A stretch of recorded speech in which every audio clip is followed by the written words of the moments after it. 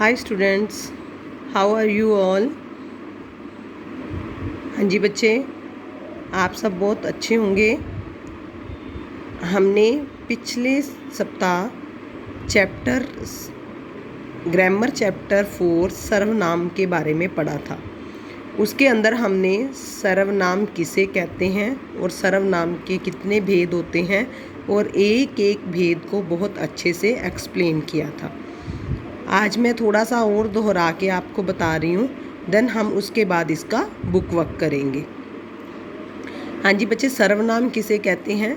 संज्ञा के स्थान पर प्रयोग किए जाने वाले शब्दों को सर्वनाम कहते हैं।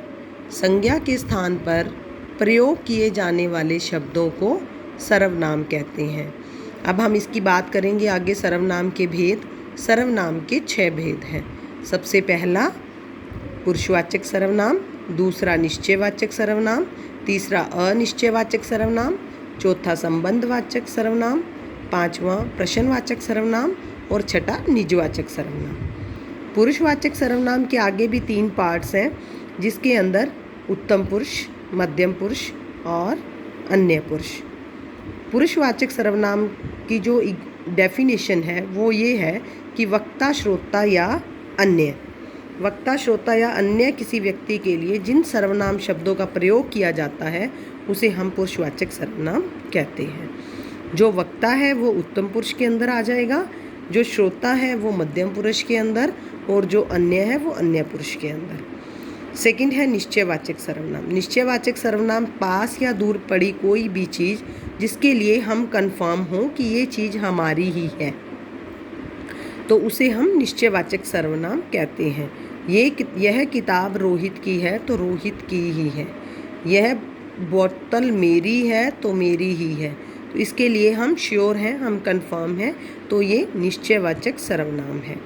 अनिश्चयवाचक सर्वनाम में हम कंफर्म्ड नहीं होते, हम श्योर नहीं होते कि ये चीज़ हमारी है या नहीं है।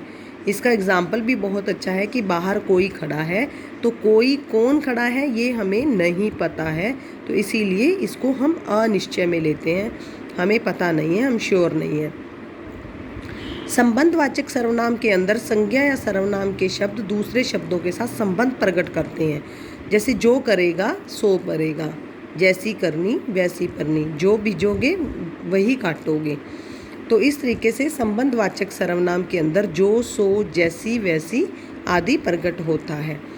उसके बाद जो इसका भेद है सर्वनाम का वो है प्रश्नवाचक सर्वनाम। प्रश्नवाचक सर्वनाम जैसे नाम से ही पता चल रहा है कि इसके पीछे प्रश्नवाचक चिन्ह लगता है। इसमें प्रश्न पूछे जा सकते हैं, कौन, क्या आदि। लास्ट है निजवाचक सर्वनाम। तो निजवाचक सर्वनाम क्या होता है? जिसके अंदर हम अपने आप के लिए अपने आप को प्रयोग करते हैं। जैसे कि मैं ये काम स्वयं कर लूँगा, मैं ये काम खुद कर लूँगा, मैंने ये काम अपने आप किया है, तूने ये काम अपने आप किया है, तुम ये काम स्वयं कर लोगे। इस तरीके से जो भी इस टाइप के वाक्य आएंगे वो सारे निजवाचक सर्वनाम के अंदर होंगे। इसके अंदर हमने एक टॉपिक और पढ़ा था, आदर अर्थ बहुवचन। जैसे कि अंग्रेज़ी में हमने कुछ बोलना है तो हम किसी भी पुरुष का उल्लेख कैसे करेंगे कि अगर वो सिंगल है तो इसके लिए भी हम ही लगा रहे हैं, और अगर वो अंकल भी सिंगल है उसके लिए भी हम ही लगा रहे हैं। लेकिन हिंदी के अंदर ये कुछ अलग है। इसमें अगर अंकल है, चाचू हैं, तो उसको हम आदर देने के लिए हम उसको वे लिखेंगे, जो कि बहुवचन का है। He is my son, he is my uncle. वह मेरा बेटा है, वे मेरे चाचा हैं।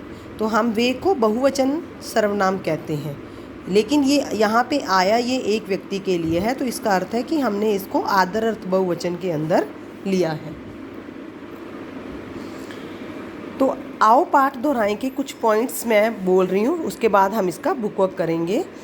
संज्ञा शब्दों के स्थान पर प्रयुक्त होने वाले शब्द को सर्वनाम कहते हैं।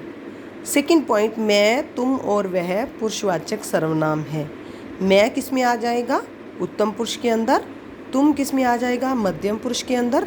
और वह किस में आ जाएगा? अन्य पुरुषवाचक के अंदर। पास या दूर के निश्चित प्राणी या वस्तु के लिए निश्चयवाचक सर्वनाम का प्रयोग होता है। हाँ जी, बिल्कुल सही है, हमने निश्चयवाचक सर्वनाम की डेफिनेशन की है। कोई, कुछ आदि अनिश्चयवाचक सर्वनाम है। हाँ जी, ये भी अनिश्चय है क्योंकि हम कंफर्म नहीं हैं। संबंधवाचक सर्वनाम संज्ञा शब्दों में संबंध प्रकट करते हैं। हाँ जी, जो करेगा सो भरेगा, तो इस तरीके से इसको संबंधवाचक सर्वनाम कहते हैं। और प्रश्नवाचक सर्वनाम हमें प्रश्न का बोध करवाते हैं, तो उसके पीछे प्रश्न का साइन भी होता है। ये आओ पाठ दोहराएं के अंदर भी मैंने आपको एक बार अच्छे से इसके बारे में बता दिया है। अब हम इसकी एक्सरसाइज करेंगे। सबसे पहला है व्याकरण व्यवहार।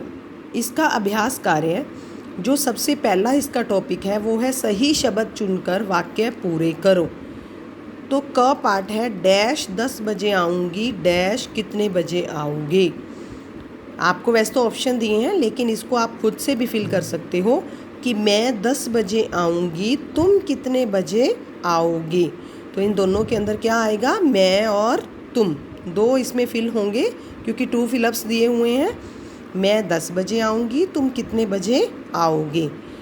बाहर डैश बैठा है, इसके भी 2 ऑप्शंस हैं, कौन या क्या।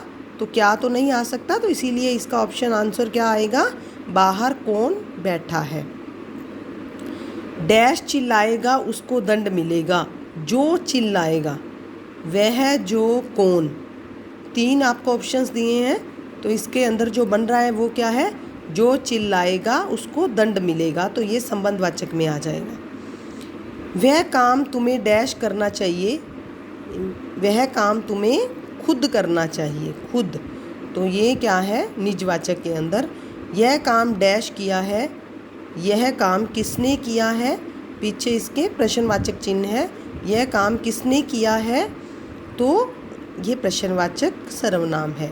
तुम इस संबंध में डैश जानते हो, तुम इस संबंध में क्या जानते हो।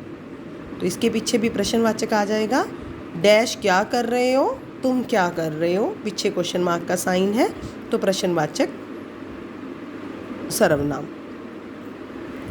सेकंड जो इसका पार्ट है वो है सर्वनाम छांट कर लिखो। सर्वनाम छांटने हैं। क पार्ट है जो अव्वल आएगा उसको पुरस्कार मिलेगा। अव्वल मीन्स जो फर्स्ट आएगा, सबसे पहले आएगा, जो अव्वल आएगा उसको पुरस्कार मिलेगा, जो और उसको। दूसरा है वह हमारा स्कूल है, तो वह क्या है, वह सर्वनाम है। वे तुम्हारे पिताजी हैं, तो वे और तुम्हारे क्या हैं, सर्वनाम है। हम हमारा सारा काम खुद ही करेंगे, हम और खुद, ये क्या है, सर्वनाम है। वहाँ कौन बैठा है, तो इसके अंदर वहाँ अगर कौन लेते हैं तो कौन क्या है, क्वेश्चन मार्क में आ जाएगा। मैं कुछ भी नहीं जानता हूँ, कुछ, तो ये भी क्या है, अनिश्चयवाचक के अंदर। और वहाँ कौन बैठा है, कौन लेते हैं, तो ये क्या है, प्रश्नवाचक बनता है। और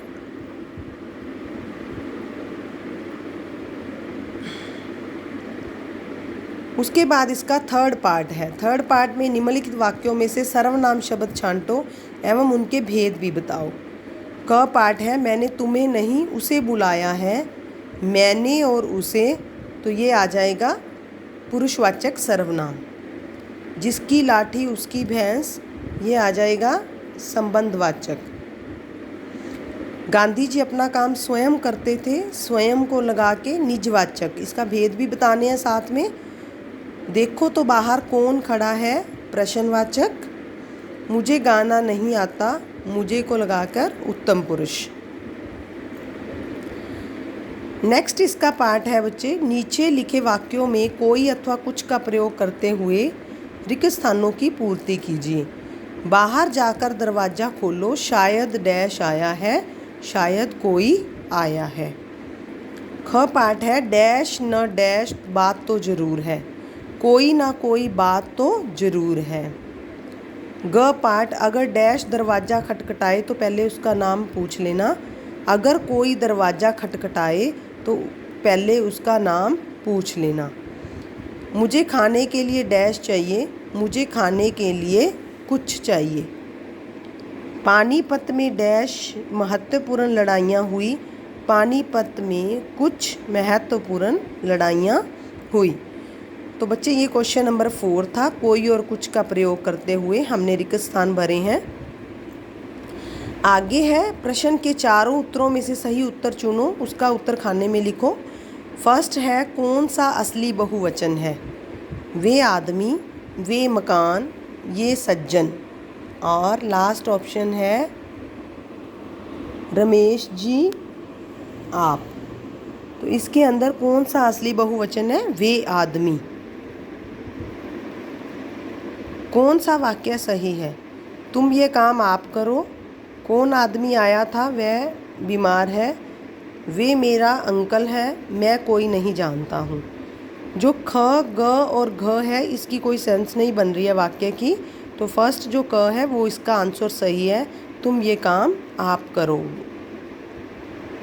थर्ड जो प्रश्न है वो है आप डैश आदमी की बात कर रहे हैं, वह डैश खाली जगह कौन सा शब्द आता है? आप किसी आदमी की बात कर रहे हैं, आप किस आदमी की बात कर रहे हैं, आप जो आदमी की बात कर रहे हैं, आप जिस आदमी की बात कर रहे हैं। तो इसके लिए हम क्या लगाएंगे? आप जिस आदमी की बात कर रहे हैं वह डैश खाली जगह पे हम क्या लगा देंगे? जिस। तो ये क्या है आपका बच्चे? ये बुक वर्क हो गया है चैप्टर 4 का ग्रामर सर्वनाम का। तो आप इसको कंप्लीट कर लेना। अपनी बुक को पेंसिल के साथ आपने कंप्लीट करना है और नीट एंड क्लीन करना है। अगर कुछ मिस्टेक हो जाती है तो उसको इरेज करके आप दोबारा लिख सकते हो। इसीलिए बुक के अंदर पेन का यूज़ नहीं करोगे, पेंसिल से ही आप करोगे। धन्यवाद।